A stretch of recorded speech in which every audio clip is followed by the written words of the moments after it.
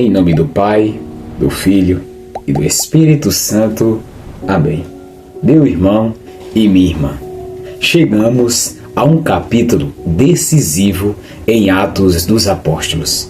Aqui a gente vamos ver o envio missionário de Paulo e Barnabé, o início da expansão do Evangelho pelo mundo gentil.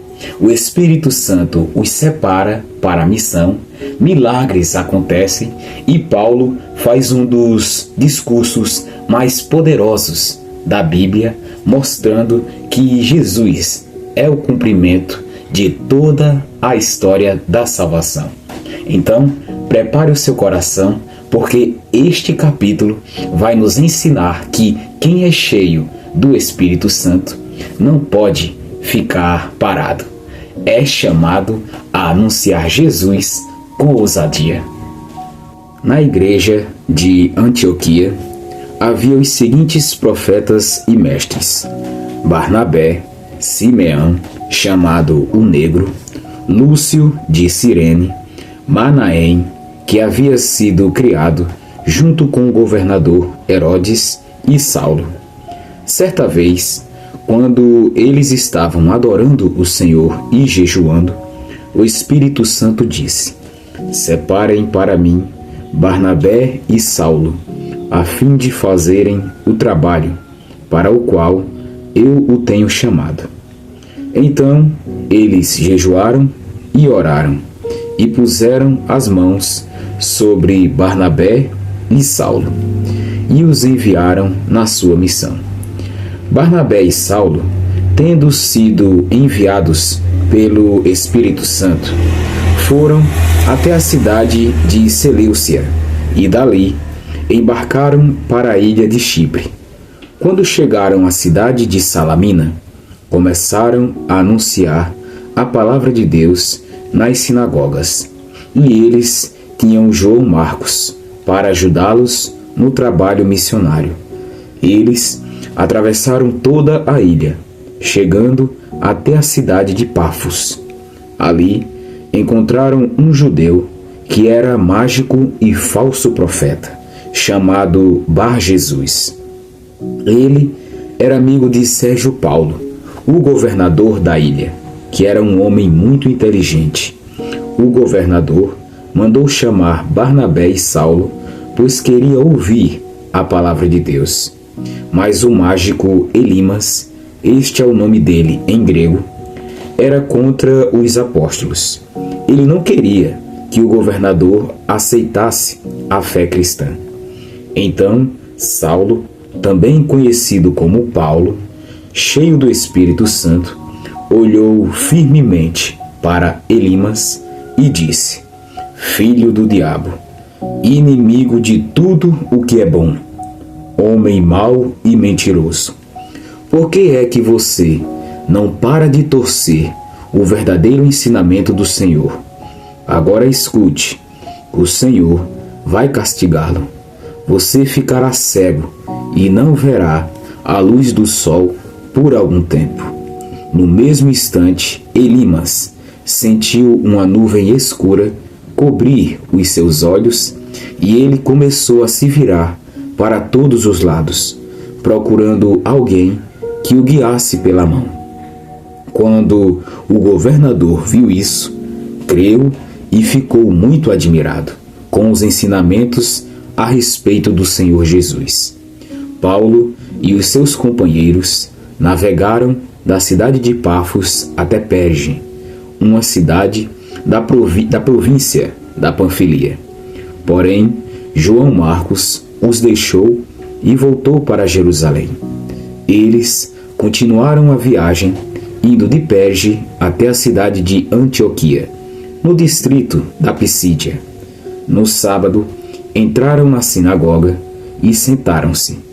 Depois da leitura da lei de Moisés e dos livros dos profetas, os chefes da sinagoga mandaram dizer a eles: Irmãos, se vocês têm alguma palavra para animar o povo, podem falar agora. Então Paulo se levantou, fez um sinal com a mão, pedindo silêncio, e começou a dizer: homens de Israel, e todos vocês, não-judeus, que temem a Deus. Escutem, o Deus do povo de Israel escolheu os nossos antepassados, quando moravam na terra do Egito, e fez deles um grande povo. Ele os tirou de lá com grande poder, e no deserto aguentou aquela gente durante 40 anos. Ele destruiu 7 povos na terra de Canaã, e o povo de Israel se tornou dono das terras deles. Tudo isso levou uns 450 anos. Depois disso, Deus lhes deu juízes até o tempo de Samuel. Quando o povo pediu um rei, ele lhes deu Saul, filho de Quis, da tribo de Benjamim, para ser rei deles durante 40 anos. Depois que tirou Saul, Deus pôs Davi como rei, e disse isto a respeito dele: encontrei em Davi, filho de Jessé, o tipo de pessoa que eu quero, e que vai fazer tudo o que eu desejo. Um dos descendentes de Davi foi Jesus, a quem Deus pôs como Salvador de Israel, como havia prometido. Antes da vinda de Jesus, João Batista anunciou a sua mensagem a todo o povo de Israel, dizendo que eles deviam se arrepender e ser batizados. Mas, quando João estava terminando a sua missão, disse ao povo: quem é que vocês pensam que eu sou? Eu não sou aquele que vocês estão esperando. Mas escutem, ele vem depois de mim. Porém, eu não mereço a honra de tirar as sandálias dos pés dele. Paulo continuou: meus irmãos, descendentes de Abraão, e também vocês, não-judeus que temem a Deus, escutem, essa mensagem de salvação foi mandada para todos nós. De fato, os moradores de Jerusalém e os seus líderes não entenderam que Jesus é o Salvador, e também não compreenderam as palavras dos livros dos profetas, que são lidos todos os sábados. Mesmo assim, ao condenarem Jesus, eles estavam cumprindo essas profecias, e, embora não encontrassem nenhuma razão para condená-lo à morte, pediram a Pilatos que mandasse matá-lo. Depois de fazerem tudo o que as Escrituras Sagradas falam a respeito dele, eles o tiraram da cruz e o puseram no túmulo. Mas Deus o ressuscitou, e durante muitos dias ele apareceu às pessoas que o tinham acompanhado da Galiléia até Jerusalém. Agora, essas pessoas são testemunhas que falam a respeito de Jesus ao povo de Israel. E nós estamos aqui para trazer o Evangelho a vocês. Deus fez agora para nós o que havia prometido aos nossos antepassados. Ele ressuscitou Jesus, como está escrito no Salmo número 2. Você é o meu filho, hoje eu me tornei o seu pai. E foi isto o que Deus disse a respeito da ressurreição de Jesus, afirmando que ele nunca seria destruído pela morte. Eu vou dar a vocês as bênçãos sagradas e certas que prometi a Davi. E em outra parte das Escrituras, lemos também: tu não deixarás que o teu dedicado servo apodreça na sepultura. E Paulo disse ainda: na verdade, Davi, no seu tempo, cumpriu os planos de Deus. Depois morreu, foi sepultado ao lado dos seus antepassados e apodreceu na sepultura. Mas isso não aconteceu com aquele que Deus ressuscitou. Meus irmãos, todos vocês precisam saber com certeza que é por meio de Jesus que a mensagem do perdão de pecados é anunciada a vocês. Precisam saber também que quem crê é libertado de todos os pecados dos quais a lei de Moisés não pode livrar. Portanto, Tenham cuidado para que não aconteça o que os profetas disseram. Prestem atenção, vocês que zombam de Deus. Fiquem espantados e morram, pois o que vou fazer agora é uma coisa em que vocês não acreditariam, mesmo que alguém explicasse. Quando Paulo e Barnabé estavam saindo da reunião, as pessoas pediram com insistência que eles voltassem no sábado seguinte, a fim de falarem sobre o mesmo assunto. Depois da reunião, muitos judeus e outras pessoas convertidas ao judaísmo acompanharam Paulo e Barnabé, que falavam com eles e animavam todos para que continuassem firmes na graça de Deus. No sábado seguinte, quase todos os moradores da cidade foram ouvir a palavra do Senhor. Quando os judeus viram aquela multidão, ficaram com muita inveja. Então, começaram a dizer o contrário do que Paulo dizia e o insultaram. Porém, Paulo e Barnabé falaram com mais coragem ainda. Eles disseram: era necessário que a palavra de Deus fosse anunciada primeiro a vocês, que são judeus.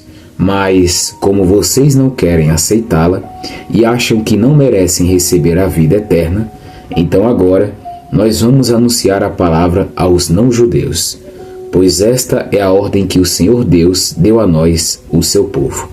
Eu coloquei você como luz para os outros povos, a fim de que você leve a salvação ao mundo inteiro. Quando os não-judeus ouviram isso, ficaram muito alegres e começaram a dizer que a palavra do Senhor era boa. E creram todos os que tinham sido escolhidos para ter a vida eterna.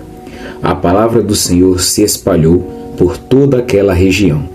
Mas os judeus atiçaram as mulheres não judias da alta sociedade, convertidas ao judaísmo, e também os homens mais importantes da cidade, e começaram a perseguir Paulo e Barnabé e os expulsaram daquela região. Então, os apóstolos sacudiram a poeira das suas sandálias em sinal de protesto contra eles e foram para a cidade de Icônio. E os cristãos de Antioquia continuaram muito alegres e cheios do Espírito Santo. Palavra do Senhor. Graças a Deus. Atos, capítulo 13, versículos do 1 ao 3. O envio de Paulo e Barnabé. Na comunidade de Antioquia, enquanto jejuavam e oravam, o Espírito Santo disse: separai para mim Barnabé e Saulo. A igreja impõe as mãos e os envia. A missão, ela nasce da oração e do discernimento do Espírito. Só quem escuta a Deus pode ser enviado.